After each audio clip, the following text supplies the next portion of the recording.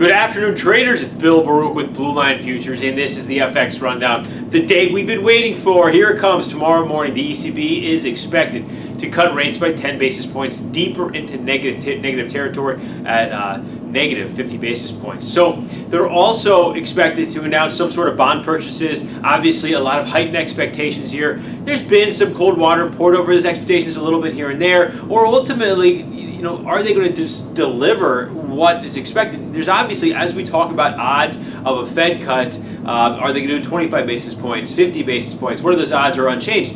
There are the same odds for the ECB, and there are some small odds that we see more than 10 basis points and even up to 20 basis points. So do what they deliver, is it going to fully satisfy the market? Could the euro rally on this? And it's not only going to matter on the ECB, but we're also going to have a pretty pivotal CPI number too tomorrow. Now, US PPI came in a little stronger than expected here today. The dollar got ramped up. We're seeing the dollar index back at 1 week highs. It's pressured the euro. And a lot of this too isn't just the PPI number, but into the expectations and heading into the ECB, and overall just stalled technicals. The euro just really could not get anything going over the last week, while the dollar index had really built a great landscape and a nice technical ground here at 98, 97, 90. We've been referencing that level all week, and now we're moving off from that. So a little bit of good data helps lift things, and here we are heading into tomorrow. So stay nimble, manage your risk, but it's going to be, what does the ECB do? What's their announcement, and how is that relative to expectations? And then is the CPI number better? Now remember, or stronger, but now remember, the CPI number has been, the core number has been a little bit stronger here over the past 2 months, coming in at 0.3 each month. So if we start to see that, expectations are at a gain of 0.2 month over month. If we see another number come in at 0.3, again, it's going to start to pull back those expectations from the Fed cutting rates next week. And for those expectations, we're now seeing an 11.5% probability that they don't cut next week. These are some of the highest expectations we've seen for them to leave things unchanged in a while. So it's going to matter a lot on tomorrow as well. Again, stay nimble out there. As for the yen, we're seeing the yen continue to trade lower. It's moving near our bigger support level, 92.5. We've been talking about that level as a trend line. That's major 3-star support in the yen.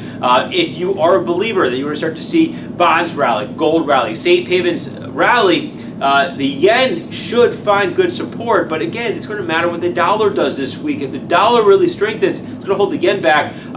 So keep that in mind. But then, again, it's going to matter what equities do. And in the S&P, it's been moving higher here today. 3,004 is a major 3-star resistance level. If we can't really continue to rally in equities, or if we see the S&P fall back, then it's going to matter less about what the dollar does, and you're going to see a little bit of more move into safe havens, and the yen's going to capitalize off that too.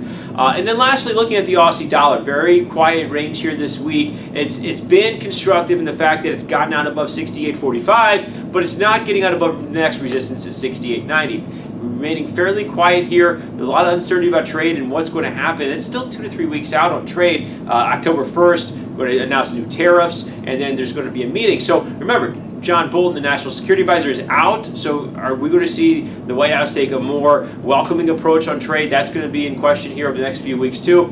The Aussie could capitalize on that. But again, the broader market, what are commodities doing? The copper has struggled from 260 and retreated back. So some of that's weighing on the market. The crude oil falling back, hitting some resistance here today. That's weighing on Aussie, a commodity currency, also the Canadian. Again, the Canadian has moved fairly well, and then as we head into the back half of the week, it's really going to matter really what the dollar index or the dollar broadly does, and given that CPI number that we have retail sales Friday. Give us a call. We're here to talk about anything on the board, 312-278-0500. And remember, futures trading involves substantial risk of loss. Is not suitable for all investors. Thanks a lot.